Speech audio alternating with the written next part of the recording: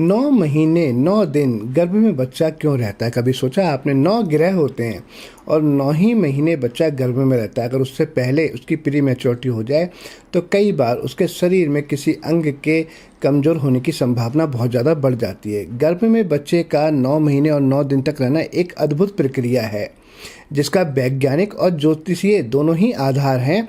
हमारे ब्रह्मांड के 9 ग्रह अपनी किरणों से गर्भ में पल रहे बच्चे को विकसित करते हैं।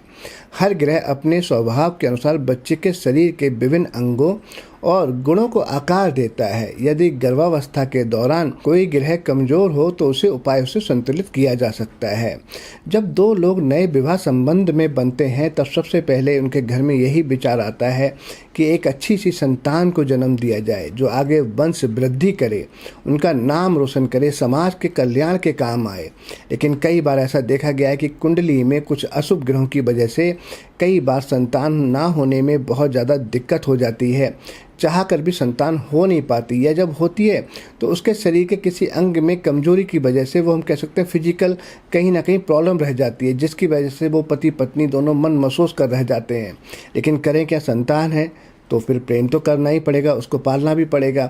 लेकिन कई बार ये भी देखा गया है कि उनको वो कमी जीवन भर खलती रहती है। कुंडली में बहुत सारे ऐसे दूषित योग होते हैं जिनकी वजह से इस तरह से ये चीज़ें नज़र आती हैं। आज हम आपको बताएंगे जब कोई जातका गर्भ धारण करती है तब 9 महीने तक हर महीने एक पार्टिकुलर ग्रह का असर उनके ऊपर होता है। अगर उस ग्रह के हिसाब से रेमेडी कर लिया जाए तो बच्चा बहुत ही सुंदर होता है, बहुत बलवान होता है, क्योंकि 9 के 9 ग्रह बैलेंस होकर चलते हैं। वो जो संतान होती है, अगर आपने जो हमारे बताए उपाय किए उसके बाद में आप देखेंगे उस संतान का रूप आपको देखने वाला होगा, क्योंकि हर ग्रह आपको अपना आशीर्वाद देकर जाएगा, आपकी संतान पर अपनी कृपा बरसाएगा। तब आज हम आपको बहुत ही अच्छी जानकारी देने वाले हैं। किसी भी तरह के आपके जीवन में समस्या है, संतान नहीं हो रही है, तब हम आपको ऐसे उपाय बताएंगे जिससे आपके संतान होगी भी और सुरक्षित भी रहेगी और जन्म भी बहुत अच्छे से लेगी, और संसार में जब वो आएगी तो लोग उसको देखेंगे कि क्या संतान है। तब ऐसा लगेगा कि इसके तो सभी ग्रह बैलेंस हैं, कितनी संपूर्ण है, सुंदर है, और हर तरह से वो सामर्थ्य होगी हर काम के लिए। तब वीडियो शुरू करें उससे पहले आपसे आग्रह करेंगे कि अगर आप अपने चैनल पर नए हैं और आपने अपने ही चैनल को तो सब्सक्राइब नहीं किया, तब चैनल को सब्सक्राइब कर लें, बेल आइकन के बटन को अवश्य दबाएं, जिससे जब भी हम कोई नई अच्छी जानकारी की वीडियो अपलोड करें वो सबसे पहले आप तक पहुंचे और आप हमारी किसी भी अच्छी जानकारी से वंचित ना रहें।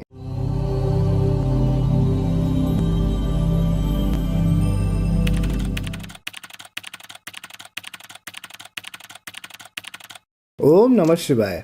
मैं हूं एस्ट्रो भाग्यराज गुप्त। स्वागत है आप सभी का आपके चैनल एस्ट्रो अरेबिया में। मेरे सभी व्यूअर को मेरा प्यार भरा नमस्कार। आप हमेशा से ही देखते हैं कि किसी भी कुंडली में 9 के 9 ग्रह हमेशा अच्छे नहीं हो सकते। कुछ एक ग्रह अच्छे होते हैं, कुछ एक ग्रह दूषित होते हैं, क्योंकि ग्रहों का ग्रुप होता है, हमने आपको पहले भी बताया। अब जो ग्रह कमज़ोर होते हैं, जिनमें बल नहीं होता या आपकी कुंडली में मेलेफिक होकर बैठे होते हैं, वही आपको जीवन में परेशानियां उत्पन्न करते हैं। मान लीजिए किसी जातका की कुंडली में सूर्य, मंगल या बृहस्पति अशुभ हैं, तब सूर्य, मंगल, बृहस्पति से संबंधित जब उसकी संतान होगी तो उसके अंदर भी वो कमी पैदा होंगी या वो कमी नज़र आएंगी।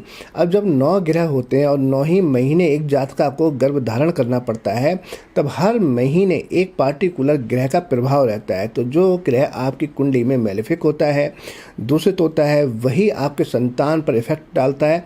अब वो किसी रूप में भी डाल सकता है, उसकी बुद्धि पर डाल सकता है, उसके किसी अंग में कोई समस्या हो सकती है। कई बार तो प्री मैच्योरिटी डिलीवरियाँ हो जाती हैं, कई बार आपने देखा होगा उनको किसी कारणवश अबॉर्शन कराना पड़ जाता है, कई बार आपने देखा होगा कि मिसकैरेज हो जाता है, या कई बार गिरने से, चोट लगने की वजह से संतान जो है वो नहीं रहती।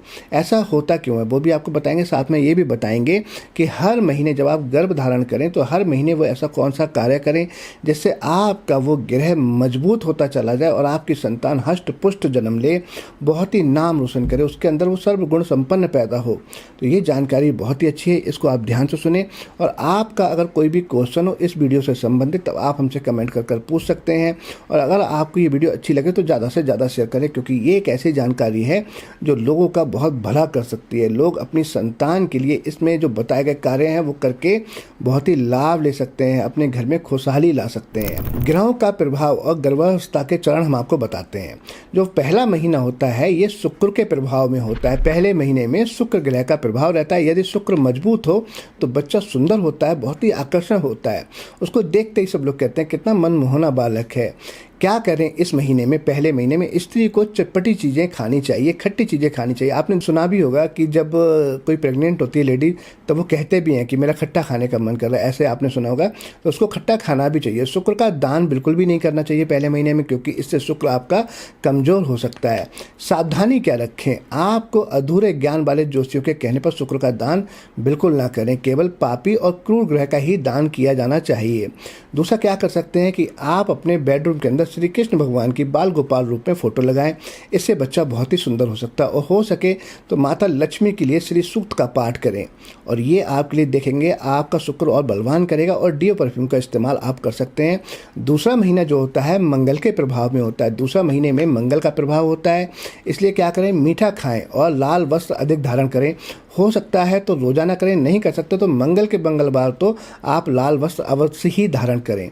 जो तीसरा महीना होता है, थर्ड मंथ, वो गुरु के प्रभाव में होता है। तीसरे महीने में गुरु का प्रभाव रहता है, और इसके लिए आपको दूध और मीठे से बने पकवान खाने चाहिए और पीले वस्त्र अधिक से अधिक पहने। हो सके तो ओम नमो भगवते वासुदेवाय मंत्र का जाप करते रहें, इससे आपको बहुत ही लाभ होता है। चौथा महीना, फोर्थ मंथ जो होता है, वो सूर्य के प्रभाव में होता है। सूर्य के प्रभाव में होने से चौथे महीने में आपको रसों का सेवन आपको करना चाहिए। जो जूस होते हैं वो आपको पीने चाहिए, और मेहरून कलर के वस्त्र आपको धारण करना चाहिए। रोजाना धारण करें चौथे महीने में तो बहुत ही अच्छा है। रोजाना नहीं कर सकते तो संडे के संडे, रविवार के रविवार मेहरून कपड़े जरूर पहने। पाँचवा महीना चंद्रमा के प्रभाव में होता है। चंद्रमा जब पाँचवें महीने के प्रभाव में होता है तब आपको दूध, दही, चावल और सफ़ेद चीज़ों का सेवन करना चाहिए। भगवान शिवलिंग पर जल अर्पण करना चाहिए और सफ़ेद कलर का वस्त्र धारण करना चाहिए। सोमवार को तो अवश्य करें। छठा महीना जो 6 मंथ होता है, ये शनि के प्रभाव में होता है। छठे महीने में शनि ग्रह का प्रभाव होता है। आपको कसैली चीज़ें, कैल्शियम, रसों का सेवन करना चाहिए। आसमानी रंग के वस्त्र पहनने चाहिए, और हो सके अगर आपकी कुंडली में आप चेक करवा लें किसी अच्छे ज्योतिषी से, अगर शनि शुभ नहीं है तब आप शनि से संबंधित चीज़ें दान कर सकते हैं। जैसे साबुत महा, उड़द हो गए, काले तिल हो गए, सरसों का तेल, ये आप दान कर सकते हैं। सातवां महीना ना, हम आपको एक बात बता दें यहाँ पर, जब शनि से संबंधित बात आई है कि कुंडली में बहुत सारे योग ऐसे होते हैं कि जब कई बार आपने देखा होगा कि अबॉर्शन कराने की नौबत आ जाती है, मिसकैरेज हो जाते हैं। ऐसा कब होता है?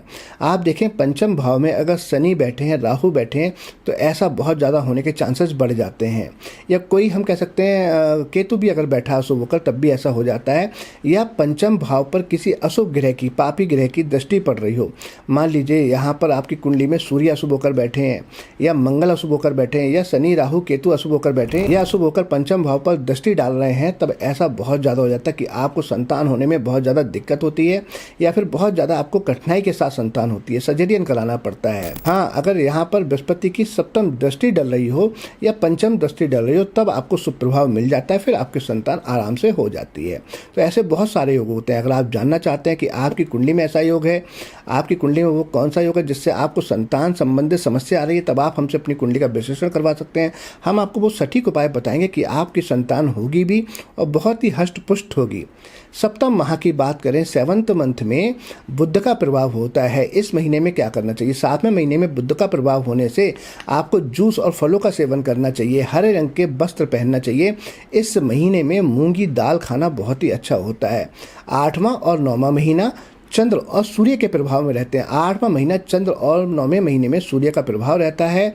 यदि कोई ग्रह इस नीच राशि में हो तो पूरे महीने यज्ञ करवाना चाहिए। अगर आपका चंद्र या सूर्य कहीं नीच राशि में है या पाप ग्रहों से दृष्ट हो रहा है, तब आपको पूरे महीने किसी अच्छे ब्राह्मण से यज्ञ करवाना चाहिए। अगर पूरे महीने ना करवा सके तो एटलीस्ट संडे को आप सूर्य यज्ञ करवा लें, इससे आपको अति लाभ प्राप्त होगा। ग्रहों की किरणों से गर्भ का तपना, गर्भ में बच्चे का विकास ग्रहों की किरणों से होता है। जैसे मुर्गी अपने अंडे को जितना अधिक हीट देती है, उसका बच्चा उतना ही मजबूत होता है। वैसे ही माँ का गर्भ भी ग्रहों की किरणों से जितना तपेगा, बच्चा उतना ही मेधावी और महान होगा। उदाहरण के लिए गंधारी की आंखों की किरणों से निकला तेज दुर्योधन का शरीर ब्रज का हो गया। इसी प्रकार ग्रहों का संतुलन, उचित उपाय बच्चे के शारीरिक और मानसिक विकास में सहायक होते हैं। गर्भावस्था के दौरान ग्रहों का प्रभाव समझना और उनके अनुसार उपाय करना न केवल बच्चे को स्वस्थ और मजबूत बनाता है, बल्कि उसे महानता की ओर ले जा सकता है और आपके भविष्य को भी उज्जवल बनाता है। ये सनातन संस्कृति और ज्योतिष के अद्भुत विज्ञान का उदाहरण है। अगर आप जानना चाहते हैं, अगर आपका कोई सवाल है, तो आप हमसे कमेंट कर भी पूछ सकते हैं। अगर आप अपने हॉरोस्कोप का एनालिसिस करवाना चाहते हैं तो आप हमसे वो भी करवा सकते हैं। तब आज हमने आपको संपूर्ण जानकारी दी आपके संतान से संबंधित कि जब आप गर्भ धारण करें तब आपको कौन से महीने में कौन सा उपाय करना चाहिए। अगर आपको जानकारी अच्छी लगी तो वीडियो को ज़्यादा से ज़्यादा शेयर करें। इसी के साथ मैं अपनी वाणी को विराम दूंगा और बहुत जल्दी आपसे फिर मिलेंगे एक नई जानकारी के साथ। तब तक मुझे इजाज़त दीजिए। नमस्कार।